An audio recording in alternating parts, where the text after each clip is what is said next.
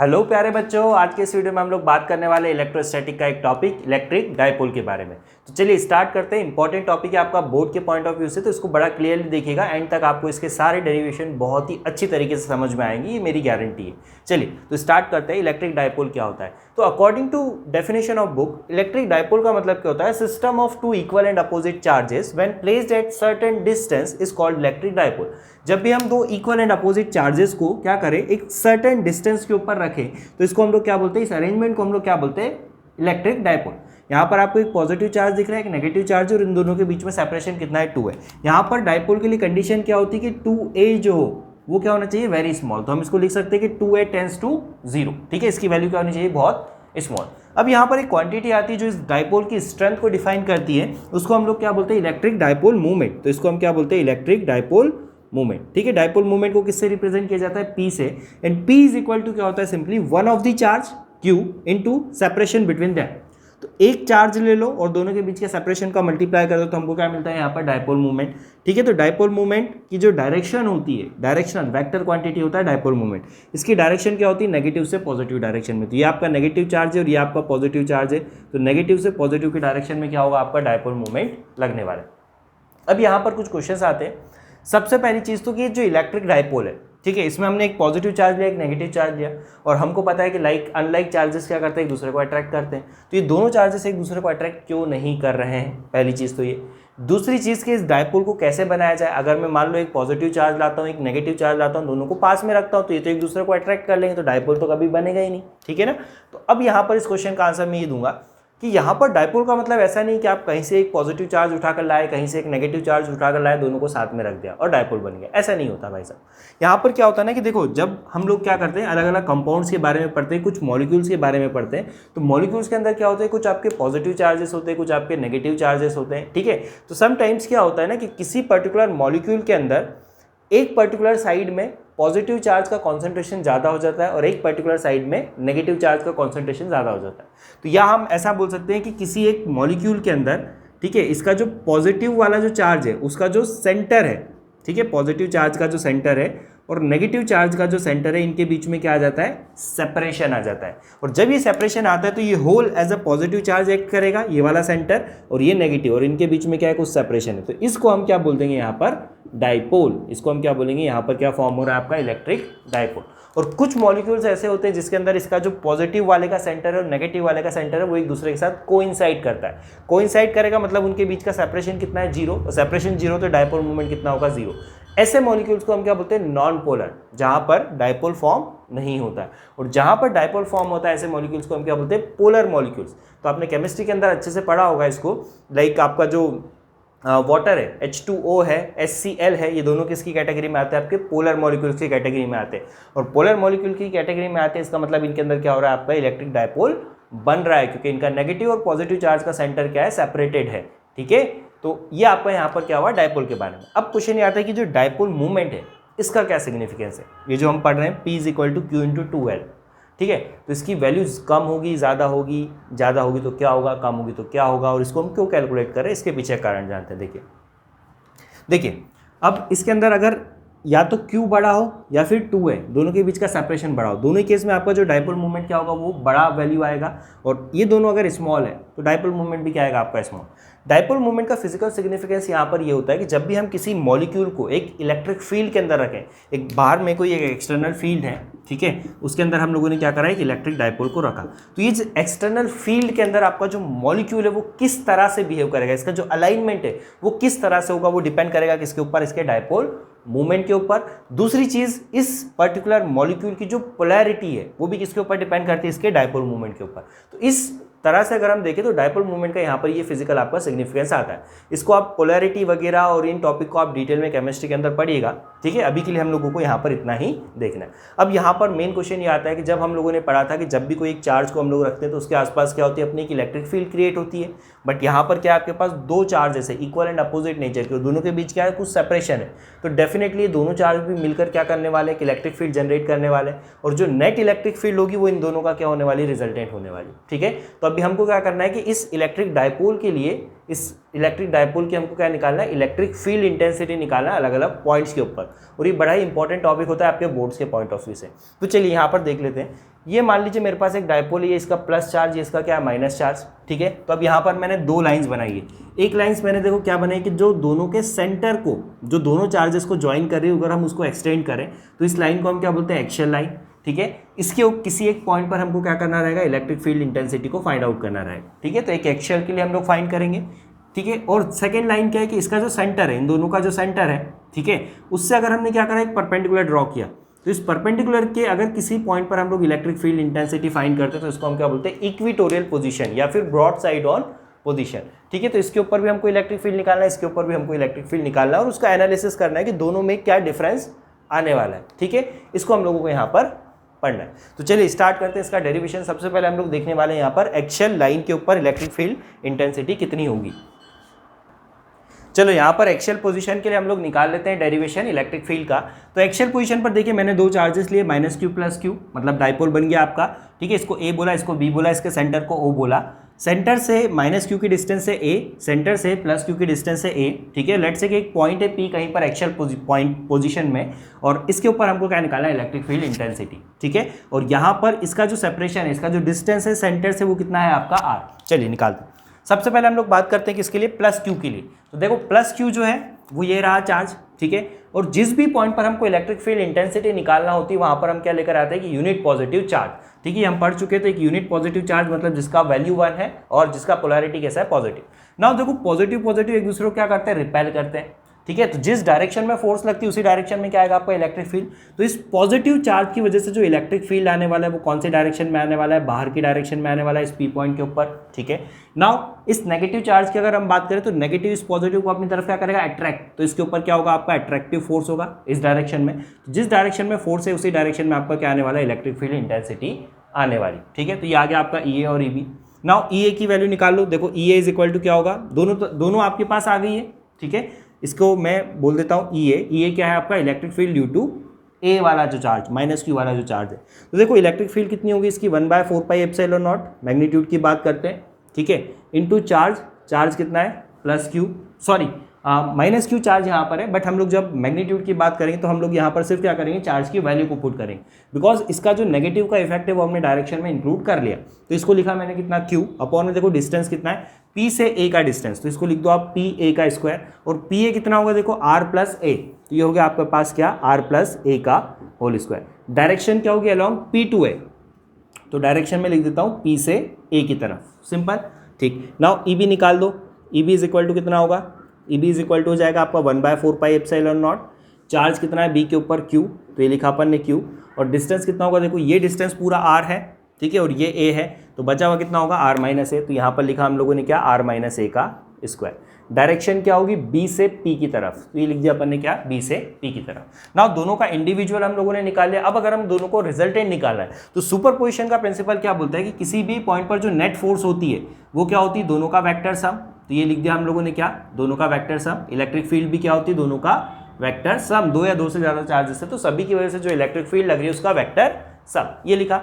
Now ध्यान से अगर आप इसको देखोगे तो ई ए और ई बी दोनों क्या एक दूसरे से अपोजिट डायरेक्शन में, और दोनों अगर एक दूसरे से अपोजिट डायरेक्शन में है, ठीक है, तो इसका मतलब क्या है, इसका मतलब यहाँ पर यह है कि इन दोनों के बीच एंगल कितना, 180 डिग्री, और 180 डिग्री के केस में आपका जो वेक्टर्स का रिजल्टेंट होता है वो क्या लिख सकते हैं हम, सिंपली इसको ई ए माइनस ई बी या फिर ई बी माइनस ई ए। अब ई ए माइनस ई बी लिखना है या ई बी माइनस ई ए लिखना है, ये कैसे डिपेंड करेगा, इसमें से जिसकी वैल्यू बड़ी है उसमें से छोटे को हम लोग माइनस कर देंगे। तो देख लो किसकी वैल्यू बड़ी होने वाली है, देखो ये जो ई बी है, ठीक है, ये जो ई बी लग रहा है आपका यहाँ पे, ठीक है, बी पॉइंट की वजह से जो फील्ड लग रही है, देखो यहाँ पर जो डिस्टेंस है वो कितना है, आर माइनस है, तो आर माइनस है मतलब नीचे वाली वैल्यू क्या होगी, छोटी, नीचे वाली वैल्यू अगर छोटी होगी तो ई बी की वैल्यू क्या होगी, बड़ी। तो यहाँ पर अगर हम इसका मैग्नीट्यूड लिखना चाहें, ठीक है, नेट इलेक्ट्रिक फील्ड का जो मैग्नीट्यूड लिखना चाहें तो उसको हम क्या लिख सकते हैं, ई बी का मैग्नीट्यूड माइनस ई ए का मैग्नीट्यूड। आई बात समझ में, ई बी आपका बड़ा होगा, ई ए यहाँ पर आपका क्या होगा, छोटा होने वाला है। अब 2 मिनट के लिए इस वीडियो को पॉज करके आप यहाँ पर वैल्यूज को पुट करके और जरा इसको सिंप्लीफाई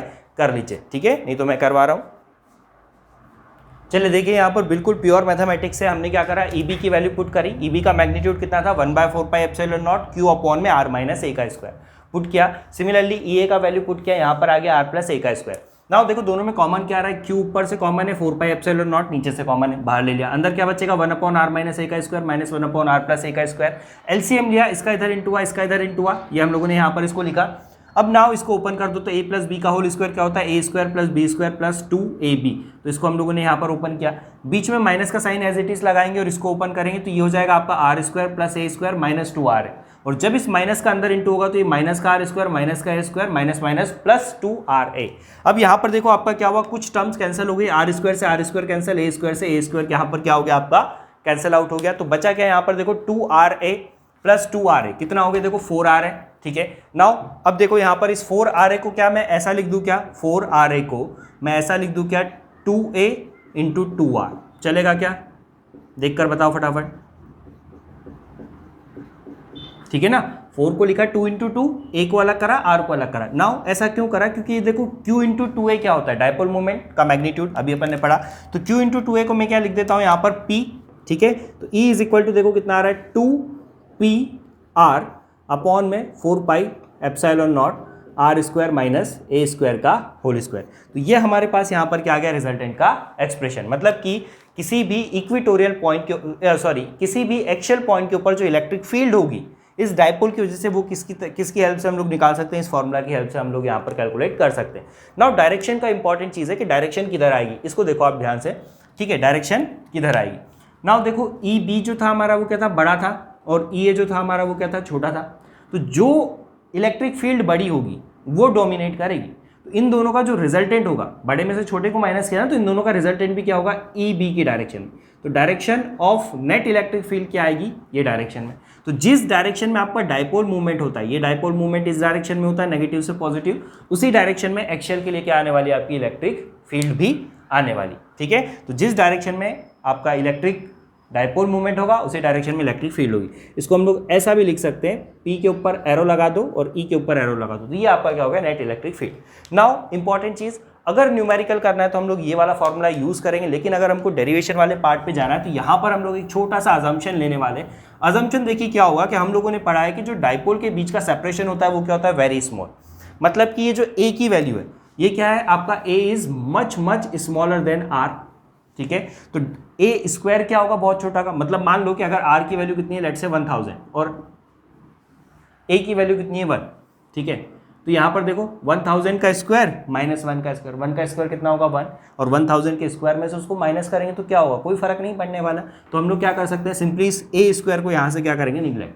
तो जब हम ए स्क्वायर को यहाँ से निगलेक्ट करेंगे तो ई का जो मैग्नीट्यूड होगा वो कितना होगा, देखो 2pr upon 4 pi epsilon not, इस ए स्क्वायर को अगर निगलेक्ट किया तो अंदर क्या बचेगा, आर स्क्वायर, आर स्क्वायर का स्क्वायर कितना हो गया आपका R to the power 4, R to the power 4 को इससे कैंसिल किया तो कितना बचा, आर टू द पावर 3, तो ई इज इक्वल टू कितना आता है आपका 2p upon 4 pi epsilon nought into R का क्यूब। तो ये आपका क्या हुआ, नेट इलेक्ट्रिक फील्ड यहाँ पर आने वाला है। और एग्जाम में पूछते हैं, बोर्ड एग्जाम में इसी तरह से पूछते हैं कि if R is much much larger than A, तो उस केस में आप क्या करो, एक्सप्रेशन निकाल कर दो। तो ये आपका यहाँ पर क्या होगा, फाइनल एक्सप्रेशन हो गया। कुछ साइलेंट पॉइंट जैसा कि मैंने बताया कि इसमें जिस डायरेक्शन में आपका डायपोल मूवमेंट है उसी डायरेक्शन में नेट इलेक्ट्रिक फील्ड आने वाली। अब ब्रॉड साइड ऑन पोजीशन देखते हैं कि वहां पर क्या डिफरेंस आता है, फिर हम दोनों को एनालाइज करेंगे। चलिए ब्रॉड साइड ऑन पोजीशन के लिए हम लोग यहाँ पर देखते हैं। तो यहाँ पर हमने देखिए क्या करा, सेंटर से एक पी पॉइंट लिया है ब्रॉड साइड ऑन पोजीशन पे, इसका डिस्टेंस हम लोगों ने ले लिया आर, ठीक है। सेंटर से प्लस क्यू का डिस्टेंस भी है, माइनस क्यू का डिस्टेंस भी है। अब इस पॉइंट के ऊपर हमको क्या निकालना है, इलेक्ट्रिक फील्ड। इसको बड़े ध्यान से देखिएगा, डायग्राम बहुत इंपॉर्टेंट होता है यहाँ पर, क्योंकि अगर आप डायग्राम अच्छे से समझ गए तो आपका डेरिवेशन बिल्कुल आराम से होगा, कोई दिमाग नहीं लगाना होगा, ठीक है। रॉबर्ट कियोसाकी ने कहा है कि 1 diagram is equivalent to 1000 words. तो जब भी आप कोई भी क्वेश्चन सॉल्व करें, कोई भी न्यूमेरिकल करें एग्जाम के अंदर, जब आप करके आते हैं तो डायग्राम ट्राई कीजिए कि वहाँ पर बनाएं, इसका इंपैक्ट बहुत अच्छा होता है। चलिए देखते हैं, ये रहा पी पॉइंट। सबसे पहले अपन देखते हैं कि इस पॉजिटिव चार्ज की वजह से इलेक्ट्रिक फील्ड क्या होगी। तो देखिए हम लोगों ने पढ़ा है कि जो आपका इलेक्ट्रोस्टैटिक फोर्स होता है वो क्या होता है, सेंट्रल फोर्स। सेंट्रल फोर्स का मतलब क्या होता है कि दो पॉइंट को ज्वाइन करने वाली जो लाइन है उसी लाइन में क्या लगता है आपका फोर्स, तो इलेक्ट्रिक फील्ड भी क्या होगी, उसी लाइन में लगेगी।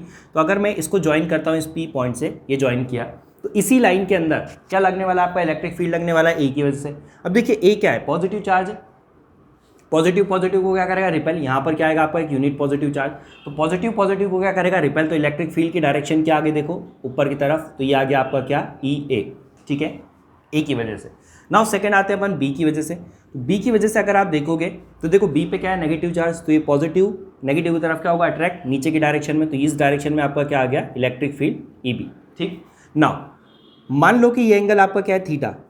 ठीक है, तो यहाँ पर अगर एक मैं लाइन ड्रॉ करूँ पैरेलल टू डाइपोल, इस डाइपोल के जो ए बी लेंथ है इसके पैरेलल अगर एक लाइन ड्रॉ करूँ तो यहाँ पर देखिए ये लाइन एक पैरेलल है इसके, और जब भी दो पैरेलल लाइंस को एक ट्रांसवर्सल कट करता है, ठीक है, तो ये वाला जो एंगल है, ये जो एंगल है वो इसके बराबर होगा करस्पॉन्डिंग एंगल। तो ये एंगल अगर थीटा तो ये वाला एंगल भी कितना होने वाला है आपका, थीटा।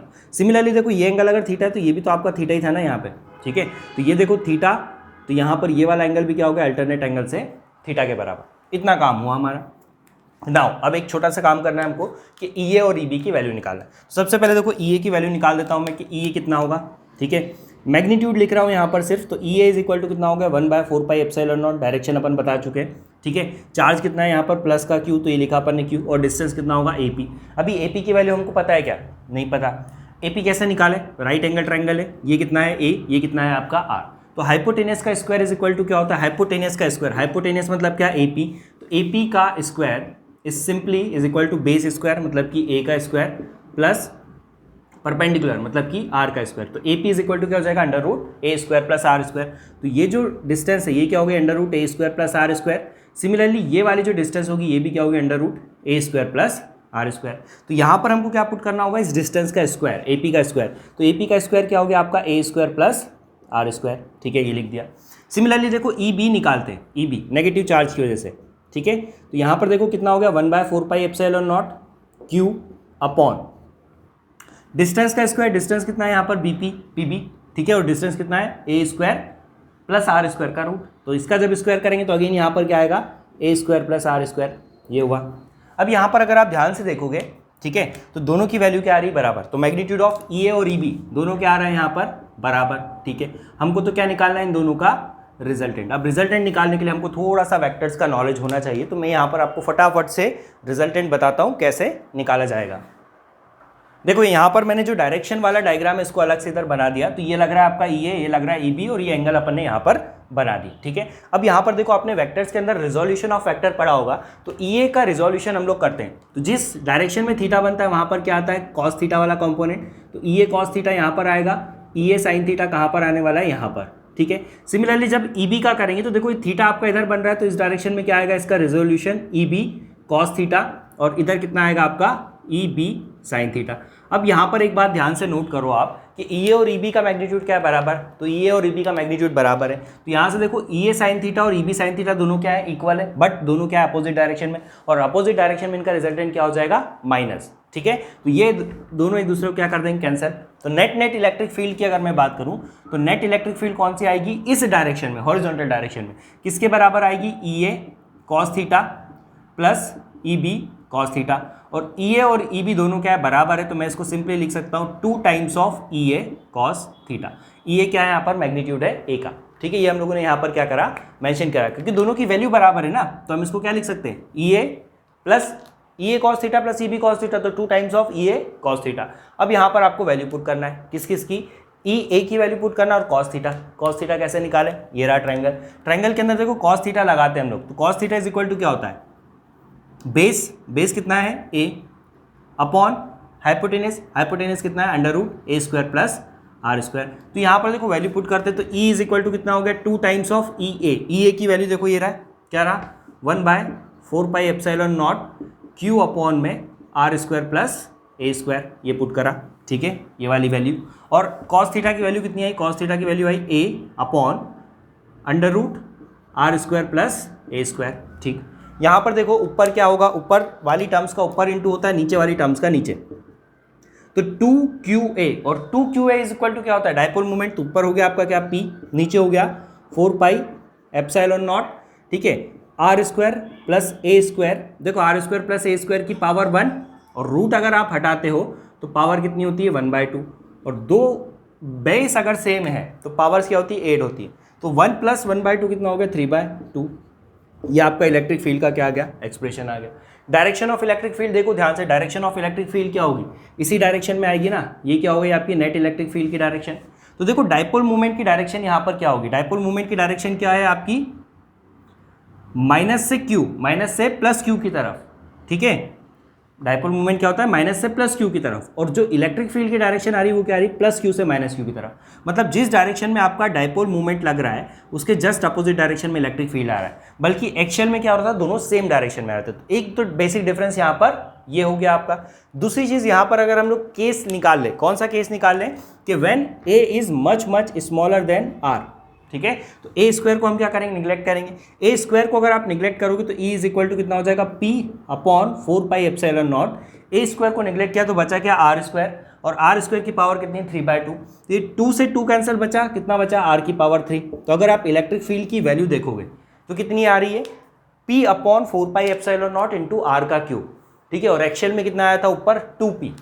तो एक्शियल वाले केस में जो नेट इलेक्ट्रिक फील्ड होती है सेम डिस्टेंस के लिए, सेम आर डिस्टेंस के लिए, वो क्या होती है, डबल होती है as compare to broad side on position, ठीक है। और डायरेक्शन में भी हम लोगों ने चेंज देखा कि वहां पर जिस डायरेक्शन में आपका डायपोल मूवमेंट होता है उसी डायरेक्शन में नेट इलेक्ट्रिक फील्ड आता है। यहाँ पर बिल्कुल अपोजिट है, जिस डायरेक्शन में आपका डायपोल मूवमेंट है उसके अपोजिट डायरेक्शन में क्या लगने वाला है, आपका नेट इलेक्ट्रिक फील्ड लगने वाला है, ठीक है। तो आई होप आपको ये दोनों टॉपिक समझ में आए होंगे। डायग्राम बड़े इंपॉर्टेंट होते हैं दोनों में। डायग्राम अगर आपने डायग्राम पे महारत हासिल कर ली, ठीक है, वैल्यूज निकालना आपको आ गया, तो बड़ी ही आसानी से आप क्या करने वाले, डेरिवेशन।